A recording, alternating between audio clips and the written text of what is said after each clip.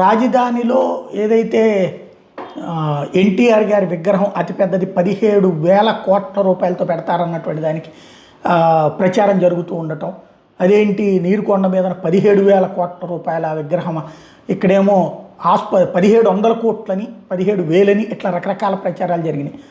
అదే సందర్భంలో అవును పెడతామన్నటువంటి కోణంలో నుంచి ఒకవైపు తప్పేంటి అన్నటువంటిది మరొక వైపు. అయితే ఇది ఎక్కడ ధోరణి, మెడికల్ కాలేజీలకు 5,000 కోట్లు లేవు కానీ దీనికి 1,000 కోట్ల రూపాయలు పెట్టి ఇది పెడతారా అన్నటువంటిది. ఈవెన్ రౌండ్ టేబుల్ సమావేశాలు కూడా అయినటువంటి సందర్భంలో తెలుగుదేశం దీని మీద ఆగ్రహం వ్యక్తం చేసింది. వైసీపీ దుష్ప్రచారం చేస్తుంది అంటుంది, కులాల మధ్య చిచ్చు పెట్టేలా వైసీపీ వ్యవహరిస్తుందని ప్రభుత్వం అడ్డుపడుతుంది, ఫేక్ ఐడియాలతో సోషల్ మీడియాలో దుష్ప్రచారం చేస్తున్నారంటుంది, వైసీపీ దుష్ప్రచారం చేస్తుందట. విగ్రహం ఏర్పాటుకి నిధుల సమీకరణ మీద ఇంకా అసలు తుది నిర్ణయం తీసుకోలేదు.